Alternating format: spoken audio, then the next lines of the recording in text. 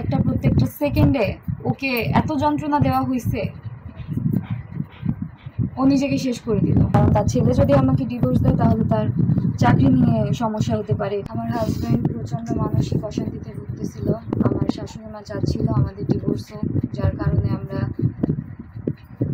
যে একটা ফ্যামিলি প্ল্যানিংয়ের যে বিষয়টা সেটাও বিয়ের 2.5 বছরও নিতে পারি নাই। এক পর্যায়ে আমি আমার শাশুড়ি মার অত্যাচার সহ্য করতে না পেরে, আর আমার শাশুড়ি মার প্ল্যানিং ছিল যে আমাকে অত্যাচার করে আমি অতিষ্ঠ হয়ে যাতে তার ছেলেকে ডিভোর্স দিতে বাধ্য হই। কারণ তার ছেলে যদি আমাকে ডিভোর্স দেয় তাহলে তার চাকরি নিয়ে সমস্যা হতে পারে, এটা সে জানতো।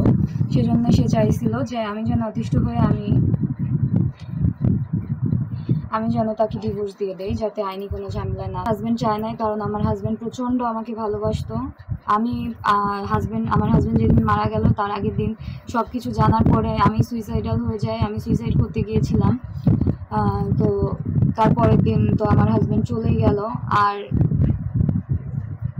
সে মারা যাওয়ার আগে জানতো তার মা ভাইরা আমাকে কিভাবে ট্রিট করছে বা কিভাবে ট্রিট করে।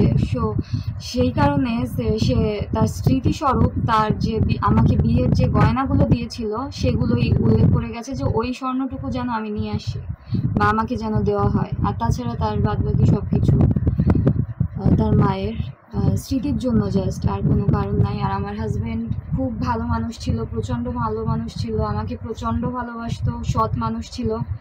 তার মতো মানুষ আমি আমার এই জীবনে অন্তত দেখি নাই, আর দেখবো না। তার মা তাকে প্রচণ্ড মানসিক যন্ত্রণা দিত। সে আমাকে ফোনে মেসেজ দিয়েছিল। মানে 2.5 বছর ধরে তো যেহেতু চলতেছে, সে আমাকে মাঝে মধ্যেই টেক্সট করতো যে দেখছো তো আমার মায়ের কি অত্যাচার তোমার উপর বেড়ে যাচ্ছে, বা তোমাকে আমি প্যাম্পার করতে পারতেছি না আমার মায়ের কারণে, আমার মা এরকম করতেছে, আমি তো বুঝতেছি, কিন্তু আমি আমার মাকে কিছু বলতে পারবো না, কারণ আমার মা আমাকে সেই রাইটটা দেয় নাই। মানে তার মাকে যে সে কিছু বলবে সেই রাইটটাও তার মা তাকে দেয় নাই। আর সে ছিল প্রচণ্ড মাতৃভক্ত ছিলেন। মানে আমার হাজবেন্ডের মতো মাতৃভক্ত বা ভক্তি আমি পৃথিবীর কাউকে দেখি না, ইভেন কেউ দেখে নাই, কেউ না।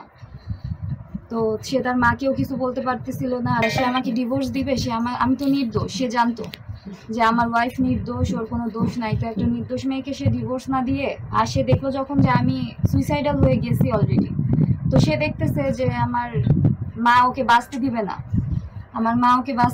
না। তো না, একটার পর একটা প্রত্যেকটা সেকেন্ডে ওকে এত যন্ত্রণা দেওয়া হয়েছে, ও নিজেকে শেষ করে দিল। আর ওর স্মৃতিস্বরূপ ও আমাকে বিয়েতে যে গহনাগুলো দিয়েছিল সেটুকু দিয়েছে।